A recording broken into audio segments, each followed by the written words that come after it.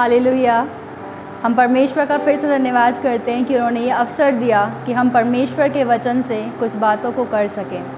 आइए इससे पहले कि हम वचन में चलें, एक प्रार्थना में चलेंगे। धन्यवाद करते पिता परमेश्वर प्रभु इस सुंदर अवसर के लिए प्रभु कि आपने फिर से इस योग्य बनाया परमेश्वर कि प्रभु आपके वचन से लोगों से बात कर सकें। परमेश्वर प्रभु जो वचन आज आपने अपनी बेटी को दिया है पिता, चाहती परमेश्वर कि आप मेरे संग रहिएगा। प्रभु जब मैं वचन बोलती पवित्र आत्मा आप मुझ पर कब्जा लीजिएगा। ये वचन प्रभु लोगों के लिए पिता परमेश्वर मार्गों को खोलने पाए पिता, उनके जीवन में प्रभु तसल्ली को लेकर आने पाए। हर एक चीज़ को प्रभु हम आपके हाथों में सौंपते हैं। सारी बातों में आदर महिमा आपको देते इस प्रार्थना को प्रभु यीशु मसीह के नाम से मांगते हैं, आमीन। प्रियो, मैं आपके सामने कुछ पदों को पढ़ूंगी जो पाए जाते हैं पहला राजा उसका 3 अध्याय 9 से 12 पद, जहाँ इस प्रकार लिखा है, तू अपने दास को अपनी प्रजा का न्याय करने के लिए समझने की ऐसी शक्ति दे कि मैं भले बुरे को परख सकूं, क्योंकि कौन ऐसा है कि तेरी इतनी बड़ी प्रजा का न्याय कर सके। इस बात से प्रभु प्रसन्न हुआ कि सुलेमान ने ऐसा वरदान मांगा है। तब परमेश्वर ने उससे कहा, इसलिए कि तूने यह वरदान मांगा है और ना तो दीर्घायु और ना धन और ना अपने शत्रुओं का नाश मांगा, परंतु समझने के विवेक का वरदान मांगा है। इसलिए सुन, मैं तेरे वचन के अनुसार करता हूँ, तुझे बुद्धि और विवेक से भरा मन देता हूँ, यहाँ तक कि तेरे समान ना तो तुझसे पहले कोई कभी हुआ और ना बाद में कोई कभी होगा। परमेश्वर अपने वचन के पढ़े और सुने जाने पर आशीष दे। प्रियो, हम सब जानते हैं कि राजा सुलेमान बहुत ही बुद्धिमान राजा था। उस जैसा राजा, उस जैसा व्यक्ति ना तो पहले कभी हुआ और ना कभी होगा। जब परमेश्वर ने उससे इस बात को पूछा कि बता मैं तुझे क्या वरदान दूँ, क्या मैं तुझे वर दूँ, तो राजा सुलेमान ने बोला कि तू मुझे भले और बुरे को समझने का अंतर दे, मुझे बुद्धि दे, मुझे ज्ञान से भर। प्रियो, परमेश्वर इस बात को सुनकर बहुत ही आनंदित हुए और प्रभु ने उसके इस वर के अनुसार उसको ये दिया। प्रियो, अक्सर हम सब जने ये सोचते हैं कि परमेश्वर के जन कैसे होने चाहिए, परमेश्वर के जन का जीवन कैसा होना चाहिए, कैसी क्वालिटीज़ उसके जीवन में होनी चाहिए। हम सब जानते हैं कि हम सबको पवित्र बनना है क्योंकि हमारे बुलाने वाला पवित्र है। हम सब जानते हैं कि हमको प्रेम करना है क्योंकि परमेश्वर ने हमसे प्रेम करा है। लेकिन एक बहुत ही महत्वपूर्ण बात जो हमेशा हम भूल जाते हैं और हम गलतियों को कर बैठते हैं, और वो सिर्फ इस कारण से होता है क्योंकि हम में बुद्धि की कमी पाई जाती है। हम परमेश्वर से मांगना ज़रूरी नहीं समझते कि प्रभु तू मुझे समझ दे, तू मुझे बुद्धि दे। प्रिय राजा सुलेमान पूरे बाइबल में और शायद पूरे संसार में सबसे अधिक बुद्धिमान था, और उसकी बुद्धिमानी उसके राज्य करने के तरीके में, उसके काम करने के तरीके में प्रदर्शित होती थी। जिस तरीके से वो काम को करता था उस बात से ही प्रकट होता था कि बुद्धिमानी क्या है। उसके राज्य का हर एक व्यक्ति बुद्धिमानी के साथ कार्य को करता था। सिर्फ राजा ही नहीं वरन जितनी उसकी प्रजा थी वो सब भी बड़े ही बुद्धिमानी के साथ समझ बूझ कर काम को करते थे। मैं आपके सामने एक पद पढ़ूंगी जो कि पाया जाता है पहला राजा उसका 10 अध्याय 5 और 6 पद में, जहाँ इस प्रकार लिखा है, और उसके कर्मचारी किस रीति बैठते और उसके टहलुए किस रीति खड़े रहते और कैसे कैसे कपड़े पहने रहते हैं, और उसके पिलाने वाले कैसे हैं और वह कैसी चढ़ाई है जिससे वह यहोवा के भवन को जाया करता है। यह सब जब उसने देखा तब वह चकित रह गई। किसने देखा? शीबा की रानी ने। जब उसने सुना कि कोई ऐसा व्यक्ति है जो कि बहुत ही बुद्धिमान है, उसके यश के बारे में सुना, तो उसने जानना चाहा कि ऐसा कौन सा व्यक्ति है जो इतनी बुद्धिमानी के साथ सारे कार्यों को करता है, क्योंकि वो खुद भी बुद्धिमान थी। उसने जानना ज़रूरी समझा, तो वो आई उसके राज्य में। उसने देखा, जब उसने देखा कि राजा सुलेमान खुद तो बुद्धिमान है ही, लेकिन उसके राज्य का हर एक व्यक्ति बड़ी ही बुद्धिमानी के साथ सारे कार्यों को करता है। उनका उठना, उनका बैठना, उनके खाने का तरीका, उनके हर एक काम को करने का तरीका, चाहे छोटा काम चाहे बड़ा काम, वो सब बड़ी ही बुद्धिमानी के साथ करते थे। और इस बात को शीबा की रानी ने बोला भी। हम पाते हैं पहला राजा 10 अध्याय और उसके 8 पद में, जहाँ इस प्रकार लिखा है, धन्य है तेरे जन, धन्य है तेरे ये सेवक जो नित्य तेरे सम्मुख उपस्थित रहकर तेरी बुद्धि की बातें सुनते हैं। प्रियो, शीबा की रानी ने बड़ी सुंदर बात को बोला कि धन्य है तेरे जन, धन्य है ये तेरे सेवक जो नित्य तेरे सम्मुख उपस्थित होकर तेरी बुद्धि की बातों को सुनते हैं।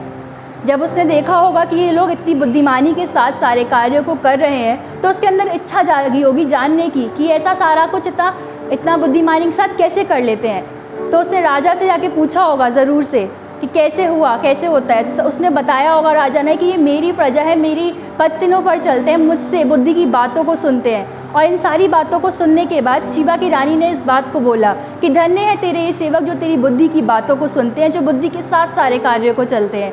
प्रियो, हम मसीहों के जीवन में या फिर हम सबके जीवन में एक कमी पाई जाती है, या फिर एक बात ये समझिए कि एक चीज़ है जो हम सबके लिए बहुत इम्पॉर्टेंट है और वो शायद हम बहुत बार उसे निगलेक्ट कर देते हैं। हम परमेश्वर से बुद्धि मांगते नहीं, और अगर मांग भी लेते हैं तो उसका इस्तेमाल करना नहीं जानते। लेकिन राजा सुलेमान और उसकी प्रजा दोनों बहुत ही खूबसूरती के साथ इस चीज़ को इस्तेमाल करना जानते थे। तभी शीबा की रानी कहने पाई, प्रियो होने पाए कि जिस प्रकार शीबा की रानी इस बात को कहने पाई कि धन्य है तेरे ये जन और तेरे सेवक जो बुद्धिमानी के साथ चलते हैं। होने पाए कि हम जो परमेश्वर के लोग हैं, जब लोग हमें देखें तो वो भी इस बात को कहने पाए हमसे, हमें देखकर, हमारे चाल चलन को देखकर, हमारे उठने बैठने को देखकर, हमारे कार्यों को देखकर कि ये वो जाति है, ये वो लोग हैं जो परमेश्वर के चुने हुए हैं और जो परमेश्वर की दी हुई बुद्धि का इस्तेमाल करते हैं।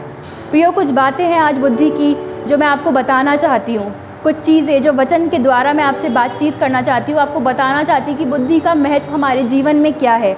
आपको पता है, बहुत सारे जीवन में झगड़े, बहुत सारे पाप हमारे जीवन में सिर्फ इसलिए पाए जाते हैं क्योंकि हम बुद्धि का इस्तेमाल ही नहीं करते। जिन सिचुएशंस में हमें बुद्धि का इस्तेमाल करना है वहाँ हम भूल जाते हैं, हम बस फ्लो में बह जाते हैं और कुछ भी बोल जाते हैं। आधी लड़ाइयों का कारण, आधी बुराइयों का कारण सिर्फ हमारी बुद्धि की घटी होती है। जब कोई हमसे किसी के लिए गलत बात बोलता है तो हम पता है क्या करते हैं, कोई आया आपके पास और उसने आपसे किसी पर्सन के बारे में बुराई करना आरंभ करा, तो आप उसको रोकते नहीं हैं, आप उसकी बातों में हाँ मिलाना स्टार्ट कर देते हैं। आपको पता भी नहीं होता कि शायद सामने वाला सच बोल रहा है या झूठ बोल रहा है। आप बुद्धि का इस्तेमाल ही नहीं करते, आप प्रभु से पूछते ही नहीं कि प्रभु तो मुझे बुद्धि दे कि ये सामने वाला व्यक्ति जो मुझसे बात कर रहा है वो सच भी है कि नहीं, वो ठीक भी है या नहीं। प्रियो, परमेश्वर का वचन एक बात को कहता है, नीति वचन उसका 14 अध्याय और 15 पद में, बोले तो हर एक बात को सच मानता है परंतु चतुर मनुष्य समझ बूझ कर चलता है। प्रियो, भोला वो व्यक्ति है जो बुद्धिमानी के साथ नहीं चलता। जो भी बात उससे बोली जाती है वो उसको सच मान लेता है और उस पर रिएक्ट भी करता है। ये ह्यूमन नेचर है कि हमें जब भी कुछ बात बोली जाती है हम उस पर रिएक्ट ज़रूर करते हैं। हो सकता है हम बोलकर रिएक्ट ना करें, लेकिन हमारे मन में वो बात चलती रहती है। ठीक इसी प्रकार जो भोले लोग होते हैं, जो बात को समझते नहीं, बूझते नहीं, उनके लिए वचन खुद बोल रहा है कि भोला व्यक्ति तो हर एक बात को सच मानता है, परंतु जो चतुर मनुष्य है वो समझ बूझ कर चलता है। वो हर एक चीज़ को, जब भी आपके पास कोई आए आपसे किसी व्यक्ति के बारे में बात करे तो आप लॉर्ड से गाइडेंस को मांगे, लॉर्ड से कहें प्रभु आप मुझे बुद्धि दीजिए कि जो ये बात बोली जा रही है क्या ये सच भी है, और आप सोर्स को ज़रूर चेक करिए। क्योंकि प्रियो, ये अंत के दिन हैं, बहुत से लोग आएंगे आपको भटकाने के लिए, बहुत सी बातें आपको बोली जाएंगी। हो सकता है आप बिल्कुल सही ट्रैक पर चल रहे हो, आप परमेश्वर के साथ चल रहे हो, लेकिन फिर भी जब आप लोगों की बातों को सुनेंगे, उन नेगेटिव बातों को अपने अंदर आने देंगे और आप उन चीज़ों को एक्सेप्ट कर लेंगे, तब आप मार्ग से भटक जाएंगे। और पता है यही आपके डिक्लाइन का कारण हो जाएगा, आपके पतन का कारण हो जाएगा। इसलिए आपको बड़ी ही बुद्धि के साथ चलना है। आपको जब आपसे कोई बात बोली जाए आप ज़रूर से परमेश्वर की बुद्धि को मांगे, उससे पूछें प्रभु से कि प्रभु आप मुझे बताइए, आप मुझे गाइड करिए, क्या ये बात सच है। और पता है जब आप किसी व्यक्ति की बातों में हाँ मिलाते हैं तब आप उस व्यक्ति के बारे में, जिसके बारे में आप बुराई कर रहे थे, आप पाप के भागीदारी हो जाते हैं। परमेश्वर नहीं चाहता कि हम किसी की बुराई करें, परमेश्वर नहीं चाहता कि हम किसी के लिए किसी से विरोध करने लग जाएं। अगर आपके पास बुद्धि होगी तो आप उस व्यक्ति को पहले ही मना कर देंगे। जैसे ही वो स्टार्ट करेगा ना आपसे बात करना, किसी दूसरे व्यक्ति के बारे में बुराई करना आरंभ करेगा, आप वहीं उसे रोक देंगे या फिर आप बात को चेंज कर देंगे, आप टॉपिक को चेंज कर देंगे अगर आपके अंदर बुद्धि होगी, और आप पाप में गिरने से बच जाएंगे। पहली बात यही है कि हमें हर एक बात को समझना है, बूझना है, उसके बाद उस पर रिएक्ट करना है। दूसरी बात जो वचन हमें सिखाती है वो पाई जाती है नीति वचन उसके 22 अध्याय और 3 पद में, जहाँ इस प्रकार लिखा है, चतुर मनुष्य विपत्ति को आते देखकर छिप जाता है परंतु भोले लोग आगे बढ़कर दंड भोगते हैं। प्रियो, पता है जब मैं इस वर्ष को पढ़ रही थी मुझे इतनी आसानी से ये वर्ष समझ में नहीं आई, लेकिन फिर परमेश्वर ने बात करनी आरंभ करी। जब हमसे हमें पता चल जाता है कि कोई लड़ाई करने के लिए आ रहा है, क्योंकि आजकल हमारे पास बहुत सारे माध्यम है, कम्युनिकेशन इतना ज़्यादा फास्ट है कि हमें पता चल जाती हैं सारी बातें पहले से ही कि कोई मनुष्य है जो कि हमसे शायद लड़ने के लिए आ रहा है, या फिर वो योजना बना रहा है इस बात की कि मैं आपसे आके किसी गलत बात को बोलूँगा, इस बात को लेकर लड़ूंगा। या फिर अगर हम कहीं पर लड़ाई होते हुए देख रहे होते हैं ना, तो हम वहाँ पर अपनी बात को कहना ज़रूरी समझते हैं। लेकिन परमेश्वर का वचन हमको बता रहा है कि चतुर मनुष्य विपत्ति को आते देखकर, अर्थात झगड़ों को देखकर, जहाँ पर लड़ाई झगड़े हो रहे हैं आप वहाँ से दूर हट जाइए। चाहे वो किसी भी जगह पर हो रहे हो, चाहे वो आपके चर्च में हो रहे हो, चाहे आपके स्कूल्स में, कॉलेज में, ऑफिस में, या जहाँ भी आप काम करते हैं, या फिर फैमिली में भी, जहाँ आपको दिख रहा है सिचुएशन आउट ऑफ कंट्रोल हो चुकी है, जहाँ पर आपका बोलना सिर्फ उस लड़ाई को और आगे बढ़ा देगा, वहाँ पर आपको हट जाना चाहिए। क्योंकि कुछ नहीं होगा, आप पाप में गिर जाएंगे और आप झगड़े को और बढ़ा देंगे, और हो सकता है कि और भी ज़्यादा बुरे कॉन्सिक्वेंसेज आ जाएं। जब भी आप ऐसी चीज़ों को होता हुआ देखें, विशेषकर अपने लिए, जब आप देख रहे हैं कि आपसे कोई लड़ने के लिए आया है, किसी गलत चीज़ को लेकर आया है आपके मन में, आप एक काम करिए, आप उससे उस बात के लिए क्षमा मांग दीजिए, ख़त्म कर दीजिए वहीं। क्योंकि बुद्धिमानी तो इसी में ही है। क्योंकि आपने जहाँ उसको एक्सप्लेनेशन देना शुरू करा, आप दीजिए, आप एक बार ज़रूर दीजिए उसको एक्सप्लेनेशन अपना। क्योंकि प्रभु भी हमें यही सिखाते हैं, हमें एक्सप्लेन तो करना ही होगा ना उसको, क्योंकि वो हमारे प्रियजन होते हैं जो हमसे हमेशा लड़ने आते हैं। लेकिन जहाँ आपको लगने लग जाए कि ये सिचुएशन अब आउट ऑफ कंट्रोल हो गई, सामने वाला व्यक्ति आप पर ट्रस्ट नहीं कर रहा है, आप शांत हो जाइए। क्योंकि आप उससे लड़ेंगे, आप उसको एक्सप्लेनेशन देंगे, उसे समझ में नहीं आएगा। तो बेहतर यही है कि जब विपत्ति को आप देखें तो आप छिप जाएं, आप चले जाएं, छिप जाएं, अर्थात आप अपने प्रेयर रूम में चले जाएं, प्रेयर करने के लिए चले जाएं, परमेश्वर के सामने अपनी बातों को रख दें। अगर परमेश्वर की ओर से होगा तो ज़रूर से उस व्यक्ति के साथ परमेश्वर आपके संबंध अच्छे कर देंगे, ठीक कर देंगे। तो आगे से आप कभी भी इस बात को ना समझें, जब भी कोई आपसे लड़ने आए तो हमेशा आप अपने आप को शांत रख दें, छिप जाएं, आप परमेश्वर में छिप जाएं, उसके पंखों के नीचे छुप जाएं। उससे कहें, प्रभु कि आप मुझे प्रोटेक्शन दीजिए, क्योंकि मैं जानता हूँ कि मेरी बुद्धि इतनी ज़्यादा नहीं कि मैं उसको लड़कर समझा सकूँ, उसको एक्सप्लेनेशन ज़्यादा दे सकूँ। बुद्धिमानी सिर्फ इसी में होगी कि आप शांत रहें, आप पीछे हट जाएं उस जगह से।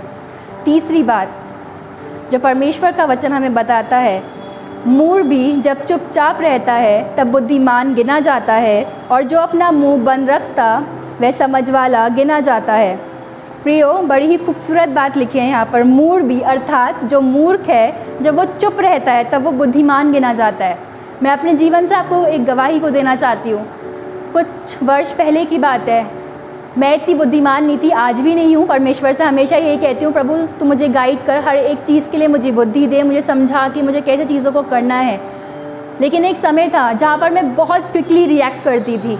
जहाँ भी कोई डिस्कशन हो रहा होता था और अगर मैं वहाँ बैठी होती थी तो मुझे ऐसा लगता था कि मुझे भी कुछ बोलना चाहिए इस डिस्कशन में, और मैं बिना सोचे समझे कुछ भी बोल देती थी।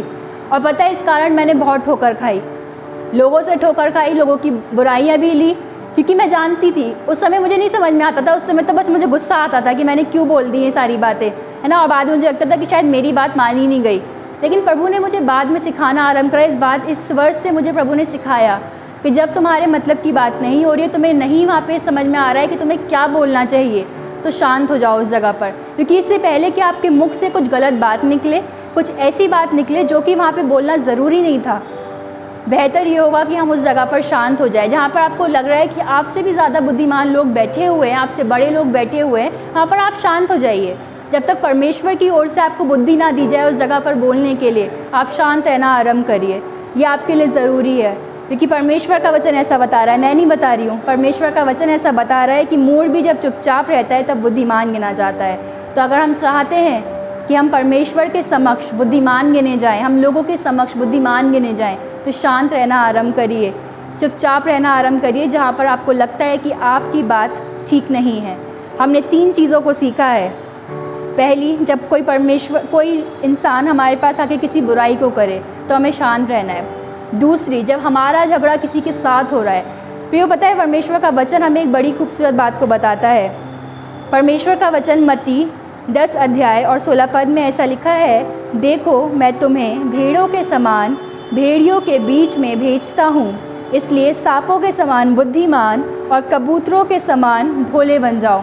प्रियो, पता है परमेश्वर पहले से ही जानते थे क्योंकि ऐसे समय आएंगे जब लोग आपको भड़काएंगे, लोग आपको भटकाएंगे। आप हो सकता है बिल्कुल सही ट्रैक पर जा रहे होंगे, लेकिन आपके पास लोग आएंगे, आपको कहेंगे कि नहीं, आपका तो इस्तेमाल करा जा रहा है, आपके साथ गलत चीज़ें करी जा रही हैं। तब आपको परमेश्वर से बुद्धि मांगनी है, क्योंकि प्रभु ने आपसे पहले ही कह दिया था कि तुम्हें भेड़ों के समान, भेड़ियों के बीच में मैं भेज रहा हूँ। इसलिए सांपों के समान बुद्धिमान बनना और कबूतरों के समान भोले बनना है। पता है कबूतरों के समान भोला बनना क्या है? कबूतरों के समान भोला बनना है कि आपको बहुत ही शालीनता के साथ लोगों की चिंता करनी है, उनसे प्रेम करना है, सबको बढ़ाना है आगे। लेकिन पता है प्रभु ने हमसे क्यों कहा कि तुम सांपों की नहीं चतुर बनो? इसलिए कहा कि परमेश्वर जानते थे कि शैतान लोगों को यूज़ करेगा आपके जीवन में। आप बिल्कुल ठीक राह पर चल रहे होंगे, आप लोगों के साथ अच्छी संगति को कर रहे होंगे, अच्छी फेलोशिप को कर रहे होंगे, लेकिन तभी, क्योंकि शैतान कभी नहीं चाहता कि कुछ लोग साथ में मिलकर चले। शैतान कभी भी इस चीज़ को प्रमोट नहीं करता कि कोई साथ में मिलकर परमेश्वर के काम को करे। और जैसे हम सोचते हैं ना कि परमेश्वर हमें यूज़ कर रहे हैं, ठीक उसी प्रकार शैतान भी हमें यूज़ कर रहा होता है और हमें पता भी नहीं चल रहा होता कि शैतान हमें यूज़ कर रहा है। वो गलत बातों को हमारे विचारों में डालता है, हमारे थॉट्स में डालता है, लड़ाई की बातों को, झगड़ों की बातों को हमारे थॉट्स में डालता है और बड़ी बड़ी चीज़ों को ख़राब कर देता है मनुष्यों को यूज़ करके। इसलिए बहुत ही सतर्क रहिए, बुद्धिमान बनिए, कोई भी आपके बीच में फूट ना पड़वाने पाए, ना ही चर्चेज़ में, ना ही मिनिस्ट्रीज़ में, ना आपके ऑफिस में, कॉलेजेस में। पता है बहुत सारे लोग डिप्रेशन में आज क्यों हैं? क्योंकि उनके खिलाफ किसी ने उनको भड़का दिया, एक दूसरे के प्रति लड़ाइयाँ हुई और वो लोग डिप्रेशन में चले गए, क्योंकि अब उनसे कोई शायद बात भी नहीं करता। और यही एक कारण है, हम लोग एक दूसरे को प्रमोट करने की जगह हम सब चाहते हैं कि हम नीचे चले जाएं, और यही रीज़न है कि लोग आज सैडनेस में जा रहे हैं, लोग डिप्रेशन में जा रहे हैं, क्योंकि हम बुद्धि का इस्तेमाल ही नहीं करते। जब हमसे कोई बोलने आता है किसी बात को, हम मान लेते हैं बहुत ही आसानी से, हम ज़रूरी भी नहीं समझते कि अब उससे सामने वाले इंसान से जाकर एक बार पूछ तो लें। जिसने जो कह दिया हमने मान लिया। और पता है ये सबसे ज़्यादा कब होता है? जब हम प्रेम में होते हैं, चाहे अपने भाई बहनों के साथ, अपने माँ बाप, अपने परिवार वालों के साथ, या फिर बाहर वालों के साथ भी। जब हम किसी से प्रेम कर रहे होते हैं, हम प्रेम में होते हैं उनके साथ, तो हमारे लिए और आसान हो जाता है उनकी बात को मानना। अगर आपसे आपका कोई प्रेम करने वाला मनुष्य कुछ बात को बोल रहा है, आपको लग रहा है कि वो गलत है, क्योंकि ज़रूरी नहीं कि जो आपसे प्रेम रखते हैं वो हमेशा सही बात को ही बोलेंगे। अगर आपको लग रहा है कि आपसे कुछ गलत बात बोली जा रही है, आप बुद्धि का इस्तेमाल करिए, उनको भी डायरेक्ट करिए और ख़ुद भी उस बात को कैंसिल करना आरंभ करिए जो नेगेटिव बात बोली गई है। प्रियो, परमेश्वर का वचन बताता है इफिसियों 5 अध्याय 15 से लेकर 17 पद में, मैं आपके सामने से पढ़ूंगी, जहाँ इस प्रकार लिखा है, इसलिए ध्यान से देखो कि कैसी चाल चलते हो, निर्बुद्धियों के समान नहीं पर बुद्धिमानों के समान चलो, अवसर को बहुमूल्य समझो क्योंकि दिन बुरे हैं। प्रियो, पता है जब परमेश्वर ने इस बात को बोला कि दिन बुरे हैं, वो जानते थे कि दिन आने वाले हैं ऐसे जहाँ पर एक दूसरे को भड़काया जाएगा, जहाँ पे प्रेम ठंडा हो जाएगा। परमेश्वर का वचन बताता है कि प्रेम ठंडा हो जाएगा, और सिर्फ इस कारण से क्योंकि लोग बुराइयों में चले जाएंगे, लोग एक दूसरे से घृणा करने लग जाएंगे, एक दूसरे से जेलस फील करने लग जाएंगे। लेकिन परमेश्वर ने बोला कि निर्बुद्धियों की नाई नहीं वरन बुद्धिमानों के समान चलो। ज़रूरी है कि आप बुद्धिमानी के साथ हर एक चीज़ को करें, हर एक छोटे कार्य को करें। हम पता है परमेश्वर से बुद्धि कब मांगते हैं? जब हमें कुछ बड़ी चीज़ करनी होती है। लेकिन मैं आपको आज इनकरेज करना चाहती हूँ, आप परमेश्वर से अपनी हर एक छोटे बड़े काम में परमेश्वर को इन्वॉल्व करना आरंभ करिए, उससे बुद्धि को मांगना आरंभ करिए। चाहे आप छोटी सी चीज़ में जुड़े हुए हैं, आप प्रभु से कहिए, प्रभु मुझे बुद्धि दे, मैं क्या करूँ इस चीज़ के लिए, क्या मैं इसमें पार्टिसिपेट करूँ या नहीं करूँ, क्या मैं उस जगह पर जाऊँ या ना जाऊँ, जहाँ पर झगड़े हो रहे हैं, जहाँ पर व्यर्थ की बातें हो रही हैं, जहाँ बुराइयाँ हो रही हैं, आप उस स्थान से हट जाइए, बुद्धि का इस्तेमाल करिए, हट जाइए। मैं ये नहीं कह रही कि आप उनसे लड़ाई कर लीजिए क्योंकि वो बुराई कर रहे हैं, आप शांति से उस जगह से हट जाइए, और यही होगा कि आप बुद्धिमान कहलाएंगे तब, और आप पाप से भी बच जाएंगे। मैंने आपको बहुत ही छोटी सी बात बताई है कि बुद्धिमानी बहुत ज़रूरी है, लेकिन पता है ये बहुत बड़ी बात है। जब इंसान बुद्धिमान हो जाता है तो वो पाप में गिरने से बच जाता है, वो बुराइयों से बच जाता है, वो लड़ाई झगड़ों से बच जाता है, वो परमेश्वर के समीप अपना जीवन जीना सीख जाता है। क्योंकि प्रियो, बुद्धि सिर्फ इसी बात में है कि हम जो भी कुछ करें उस बात को करने से पहले परमेश्वर की मर्ज़ी को जाने, उसकी बुद्धि को मांगे। परमेश्वर से कहिए, हम डेली प्रार्थना करते हैं अपने प्रभु से कि प्रभु मुझे बुद्धि, ज्ञान और समझ दे, लेकिन जब प्रभु दे देता है तो हम उसका यूज़ ही नहीं करते। किसी ने कुछ बोला कि इस चीज़ में पार्टिसिपेट करना है, करोगे आप? हम परमेश्वर से पूछते ही नहीं, प्रभु तू सही, तू बता मुझे एक बार कि मैं इस चीज़ में पार्टिसिपेट कर लूँ, मैं चला जाऊँ वहाँ पर। प्रभु से पूछना ज़रूरी नहीं समझते, प्रभु का गाइडेंस लेना ज़रूरी नहीं समझते और कर लेते हैं। प्रियो, परमेश्वर का वचन हमें बता रहा है कि अवसर को बहुमूल्य समझो, निर्बुद्धियों के समान नहीं वरन बुद्धिमानी के साथ चलो। जब आप बुद्धिमानी के साथ चलना आरंभ कर देंगे, आप झगड़ों से बचेंगे, आप उन्नति को पाने पाएंगे, आप परमेश्वर के साथ चलने पाएंगे। आपके साथ जो लोग गलत कर रहे होंगे, आप उनको माफ़ करना आरंभ कर देंगे, क्योंकि आपको पता होगा कि लड़ाई झगड़ों में कुछ नहीं रखा, सिर्फ इससे लड़ाई होंगी, बातें बढ़ेंगी। आपके अंदर प्रेम आना आरंभ हो जाएगा जब आप बुद्धि के साथ चलना आरंभ कर देंगे। प्रिय होने पाए कि इस वचन से आपको आशीष मिलने पाए और आप भी परमेश्वर की बुद्धि को मांगिए, क्योंकि परमेश्वर का वचन हमें बताता है कि जिसको बुद्धि की घटी है वो परमेश्वर से मांगे, वो बिना उलाहना दिए उनको देता है। अगर आपको ऐसा लग रहा है कि आप बहुत सी जगह पर ठोकर खाए हैं, आपने बहुत सी बार बहुत जल्दी रिएक्ट करा, आपने अपने दुश्मनों को बढ़ा लिया है, आपकी ज़्यादा बोलने की आदत की वजह से, बिना सोचे समझे बोलने की आदत की वजह से लोग आपसे दूर होना आरंभ हो गए, या फिर आप एक मजाक का कारण बन गए हैं, तो आज ही से इस सरमन के जब आप सुन रहे हैं इस वचन को, तभी आप परमेश्वर से प्रार्थना को मांगे। करें परमेश्वर से प्रार्थना कि प्रभु मुझे बुद्धि दे। मैं नहीं चाहता कि मैं दूसरों के ठट्टों का कारण बन जाऊँ। मैं नहीं चाहता कि मैं किसी मिनिस्ट्री में, किसी चर्च में, किसी कॉलेज, किसी स्कूल में डिवीज़न का कारण बन जाऊँ। मैं नहीं चाहता कि मेरे द्वारा कोई डिप्रेशन में चले जाए। प्रभु मुझे बुद्धि दे, मुझे समझ दे, मुझे चतुर बना। और ये भी कहिए परमेश्वर से कि प्रभु मेरी चतुरता, मेरी बुद्धिमानी किसी की हानि ना करे, वरन सबको बढ़ाने वाली होने पाए, प्रिय होने पाए, कि हम सब बुद्धिमानी के साथ चलने पाएँ। और जैसे शीबा की रानी ने सुलेमान राजा के लोगों को देखकर, उसके राज्य के लोगों को देखकर कहा था कि धन्य है तेरे सेवक, धन्य है तेरे जन जो बुद्धिमानी के साथ चलते हैं, ठीक उसी प्रकार परमेश्वर भी हमें देखकर आनंदित होने पाए। और बाकी जो लोग, दूसरे लोग जिन्हें शायद ये वचन जिनके पास नहीं पहुंचा, जो शायद बुद्धिमानी से आज नहीं चल रहे हैं, वो भी आपको देखकर इस बात को कहने पाए कि धन्य है ये जन जो परमेश्वर को फॉलो करते हैं, जो परमेश्वर की दी हुई बुद्धि का इस्तेमाल करना जानते हैं। जब वो आपको देखेंगे ना कि आप व्यर्थ के झगड़ों में नहीं पड़ रहे हैं, आप हर एक चीज़ परमेश्वर से पूछ के कर रहे हैं, आप बुद्धिमानी के साथ कार्यों कर रहे हैं। क्योंकि हम भी जब किसी मनुष्य को देखते हैं ना बहुत बुद्धिमानी के साथ किसी चीज़ को करते हुए, हम उसे इनकरेज करते हैं, हम उसे अप्रिशिएट करते हैं। ठीक उसी प्रकार जब आप प्रभु की दी हुई बुद्धि को इस्तेमाल करना सीख जाएंगे, तब बाकी लोग भी आपसे इस बात को कहने पाएंगे कि आप बहुत बुद्धिमानी के साथ चलते हैं, आप परमेश्वर के फॉलोअर्स हैं। और इससे अद्भुत बात कोई भी नहीं कि लोग आप में परमेश्वर को देखने पाएँ, लोग कहने पाएँ कि ये परमेश्वर के बच्चे हैं जो बुद्धिमानी के साथ चलते हैं। तो होने पाए हम सब आज इसी समय परमेश्वर से बुद्धि को मांगे और अब से अपने जीवन में हर एक कदम परमेश्वर की बुद्धि के द्वारा ही लें। क्योंकि हो सकता है हमें आज लग रहा है कि हम काम तो परमेश्वर के लिए कर रहे हैं और हमने परमेश्वर से पूछना भी ज़रूरी नहीं समझा। हम बहुत सारे प्लान्स खुद बना लेते हैं अपनी बुद्धि का इस्तेमाल कर, लेकिन हमें परमेश्वर की दी हुई बुद्धि का इस्तेमाल करना है। जैसा वो चाहते हैं हमारे जीवन से, जैसा वो हमें गाइड करते हैं, जैसी वो बुद्धि हमें देते हैं, हमें उसके अनुसार काम करना है। उस बुद्धि का इस्तेमाल बिल्कुल भी नहीं करना है जो कि हमें खुद से आती है, जो हमें खुद बोल देती है कि ये कर ले, वो कर ले। हमें सिर्फ वही कार्य करने हैं जो परमेश्वर आपको बोल रहे हैं, जो आपको वो गाइड कर रहे हैं। क्योंकि वैसे आप कितने भी कार्य कर लीजिए अपने जीवन में, आप सक्सेसफुल नहीं होंगे। लेकिन जब आप परमेश्वर के दिए हुए बातों को करेंगे, उसके द्वारा गाइड करे जाएंगे, आपका हर एक चीज़, आपकी हर एक बात सक्सेसफुल होने पाएगी। लोग आपसे सीखने पाएंगे, आपके जीवन से सीखने पाएंगे। आइए हम एक प्रार्थना में मिलेंगे।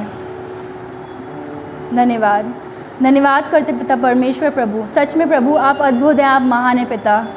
आपने बुद्धि को सिखाया परमेश्वर, इसके लिए हम धन्यवाद देते हैं। आपने इस वचन को दिया प्रभु, इसलिए धन्यवाद करते। और मैं जानती परमेश्वर आपने ये वचन सिर्फ इसलिए दिया प्रभु क्योंकि कहीं ना कहीं परमेश्वर मैं भी इन गलतियों को करती आई थी, मैं भी मूर्खता में जीती आई थी, मैं भी बहुत क्विक थी प्रभु रिएक्ट करने में, मैं भी बुराई को करने में बहुत क्विक थी, मैं भी दूसरों की बातों को सुनने में बहुत क्विक थी। मैं बिना सोचे समझे कि किस सोर्स से आ रहा है, बिना बुद्धि का इस्तेमाल करे चीज़ों को मान लेती थी परमेश्वर, कहीं भी कुछ भी बोल देती थी प्रभु। लेकिन मैं धन्यवाद करती परमेश्वर कि आपने मेरे जीवन को बदला। प्रभु प्रार्थना करती हूँ जिन लोगों ने आज इस वचन को सुना है प्रभु, वो भी अपने जीवन में बुद्धि का इस्तेमाल करने पाएँ और आपके साथ चलने पाएँ। हर एक को अपनी बुद्धि, ज्ञान और समझ का आत्मा दीजिएगा प्रभु। पिता हम जानते हैं ये दिन बुरे हैं प्रभु, लोग भरमाएंगे हमें आकर, झूठे भविष्यवक्ता हमें आकर भड़काएंगे, गलत प्रीचिंग्स होंगी प्रभु। लेकिन मैं जानती पिता कि जब आपकी बुद्धि के द्वारा हम चलेंगे, हम चुनने पाएंगे कि क्या चीज़ सही है हमारे लिए और क्या गलत है। प्रभु सबको ब्लेस कीजिए पिता इस वचन के द्वारा। हर एक बात में परमेश्वर आदर महिमा आपको देते हैं। इस प्रार्थना को प्रभु यीशु मसीह के नाम से मांगते हैं, आमीन। अगर आपने भी जीसस केयर मिनिस्ट्री से आशीष पाई है तो आप इस चैनल को लाइक करें, शेयर करें, सब्सक्राइब करें और ज़्यादा से ज़्यादा शेयर करें। प्रभु आपको आशीष दे। धन्यवाद। अगर आप भी अपने चर्च के लिए वीडियो एडिटिंग कराना चाहते हैं और सोशल मीडिया जैसे फेसबुक, यूट्यूब, इंस्टाग्राम के लिए अपनी चर्च की वीडियोस को एडिट कराना चाहते हैं या फिर अपनी चर्च के लिए किसी भी प्रकार का प्रमोशनल मोन्टाज या प्रेयर मीटिंग इनवाइट और या किसी भी प्रकार का प्रमोशन वीडियो आप मुझसे संपर्क कर सकते हैं।